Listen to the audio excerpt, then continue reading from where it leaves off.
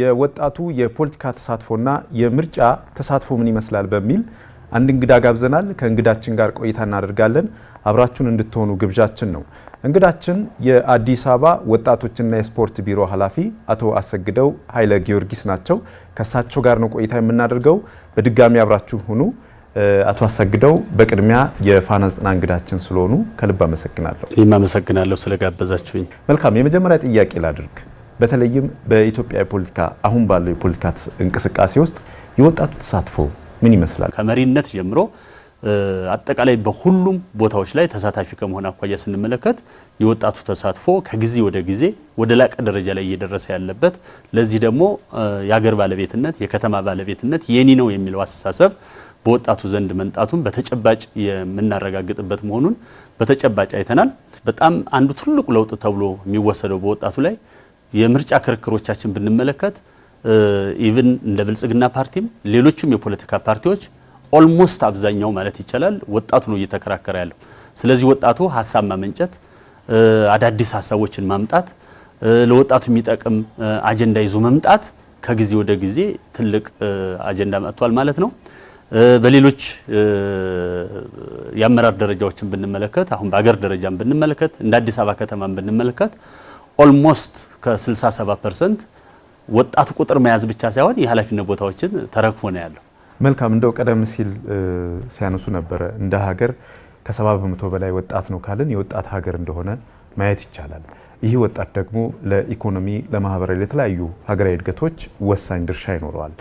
ስለዚህ ወጣት ለሁሉም ነገር ትልቅ ሚና አለው፣ ትልቅ ድርሻ አለው ካልን ደግሞ እንደው ይሄ አሁን እያየነው ያለነው የወጣቱ ተሳትፎ በተለያዩ ዘርፎች ላይ ያለው የወጣቱ ተሳትፎ ለቀጣይ ለምናልማት ኢትዮጵያ ምን አንደምታ አለው ብሎ ያስባሉ? ወጣቱ ከጊዜ ወደ ጊዜ አጠቃላይ አመለካከቱ ተቀይሮ አገር መገንባት ላይ፣ አገር ማሳደግ ላይ፣ ከተማ መቀየር ላይ፣ ማበልጸግ ላይ የኔ ሚና ነው የሚለው አስተሳሰብ በመቀየሩ ትልቅ ፋይዳ አለው። ስለዚህ አጠቃላይ እንድምታውን ስንወስድ ፖለቲካሊ፣ ኢኮኖሚካሊ፣ ማህበራዊ ላይ የወጣቱ ተሳትፎና ተጠቃሚነት በተጨባጭ ተግባራዊ እንቅስቃሴ ላይ የሚገለጽ መሆኑ ነው በተጨባጭ እያየን ያለ ነው። ይሄ ደግሞ በተለያዩ ጊዜ ወጣቱም ጭምር እየገለጸ በተግባርም እያረጋገጠ መሆኑን ማሳያ ተደርጎ ሊወሰድ ይችላል። ለዚህ ደግሞ በአገር ደረጃ የመጣው እየተመዘገበ ያለው ውጤት፣ በከተሞች አካባቢ እየመጣ ያለው ውጤት፣ ስፔሻሊ ደግሞ በአዲስ አበባ አሁን በምናደርገው የስራ እንቅስቃሴ ውስጥ የወጣቱ ተሳትፎ አጠቃላይ በማህበራዊ፣ በፖለቲካዊ፣ በሁሉም መስኮች ላይ የሚያደርገው እንቅስቃሴ በጣም የተሻለ መሆኑን ነው መገንዘብ የሚቻለው። መልካም። እንደው አሁን እየተሰሩ ያሉ ስራዎች እንደ ሀገር እየታዩ ያሉ ውጤቶች፣ እየመጡ ያሉ ለውጦች ነገ ሀገርን የሚረከበው ወጣቱ እንደመሆን እችን ሀገር የሚረከበው ራሱ ወጣት ነው። ወጣት ደግሞ የተሰራችን ሀገር ብቻም ሳይሆን ራሱ ሰርቶ ጭምር የሚረከባት መሆኑን የሚያሳይ ነው ያሉ ሁኔታዎች። እንደው ከፊት ለፊታችን 7ኛው ጠቅላላ ምርጫ ሊደረግ ጥቂት ቀናቶች ብቻ ቀርተውናልና በዚህ በምርጫ ሂደት ውስጥ ደግሞ ወጣቱ በዚህ ምርጫ የሀገርን ህልውና፣ ብሔራዊ ጥቅምን እንዴት ነው ማስጠበቅ ያለበት? ይህንን ብሔራዊ ጥቅምና ህልውናውን ለማስጠበቅ ከፊት ከመሰለፍ አኳያ ምን ማድረግ አለበት? ኢትዮጵያ እንግዲህ የሁላችንም አገር ነች። ከኢትዮጵያ ውጭ አገር የለንም። ስለዚህ የምንገነባት አጠቃላይ ለቀጣይ ትውልድ ልትሆን የምትችል አገርን ስንገነባ ካሁኑ ጀምሮ በደንብ ኃላፊነት መውሰድ ያለብን ወጣቱ ነው። ስለዚህ አሁን የሚካሄደው ምርጫ ሰላማዊ መሆን አለበት። ስለዚህ በሰላም ላይ የሚያደርገው እንቅስቃሴ የጎላ መሆን አለበት። ከምንም በላይ ወጣቱ በሐሳብ የበላይነት ብቻ የሚደረግ ምርጫ ነው ብሎ አስቦ እየተንቀሳቀሰ ነው ያለው። ይሄ በደንብ ተጠናክሮ መሄድ ነው የሚኖርበት። ስለዚህ አንድ ምርጫ ለአንድ ሀገር ህልውና፣ ለአንድ ሀገር እቅድና ራዕይ መሳካት በጣም ወሳኝ ነው። እኛ ደግሞ አሁን ያለንበት ተጨባጭ ሁኔታ ትክክለኛ መስመር ላይ ነው ያለነው።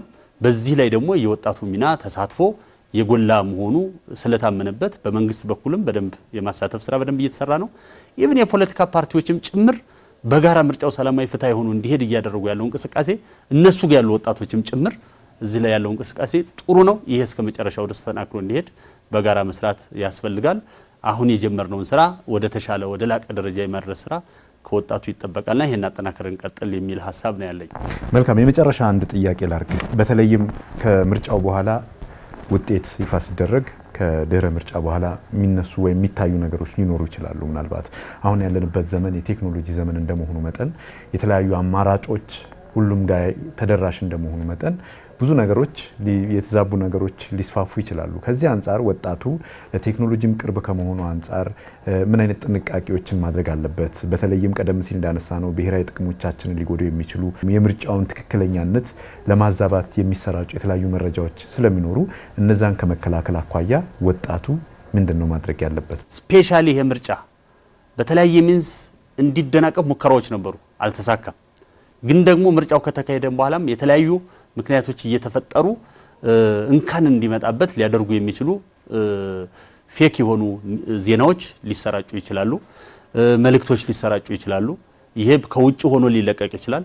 አገር ውስጥ ሆኖ አጠቃላይ ሁከት ብጥብጥና ሌሎች ነገሮችን ለመፍጠር የሚዘጋጅ ኢሊት የሆኑ ግለሰቦች ይጠፋሉ ተብሎ አይወሰድም።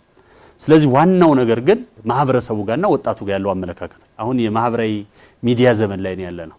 ስለዚህ በተለያየ በፌስቡክ ሊሆን ይችላል፣ በቲክቶክ ሊሆን ይችላል፣ በዩቲዩብ ሊሆን ይችላል፣ በሁሉም የማህበራዊ ሚዲያ አውታሮች ላይ የሚለቀቁ መልእክቶች ትክክል ናቸው ወይ፣ ተጨባጭ ናቸው ወይ፣ እውነት ናቸው ወይ የሚለውን ሳያረጋግጥ ለነሱ ሪስፖንስ ማድረግ የለበት። እንግዲህ የኤአይ የሚሰራው ስራ ይታወቃል።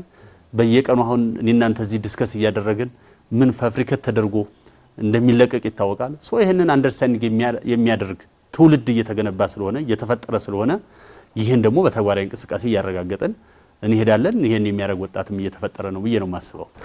አቶ አሰግደው ኃይለ ጊዮርጊስ የአዲስ አበባ ወጣቶችና ስፖርት ቢሮ ኃላፊ እንግዳ ሆነው እዚህ ስለተገኙልን ከልብ አመሰግናለሁ። እኔም አመሰግናለሁ። ተመልካቾች የነበረን ቆይታ ይሄን ይመስል ነበረ። ከቀሪ የፋና ዘና ጉዳዮች ጋር አብራችሁ እንድትቆዩ ግብዣችን ነው። መልካም ቆይታ።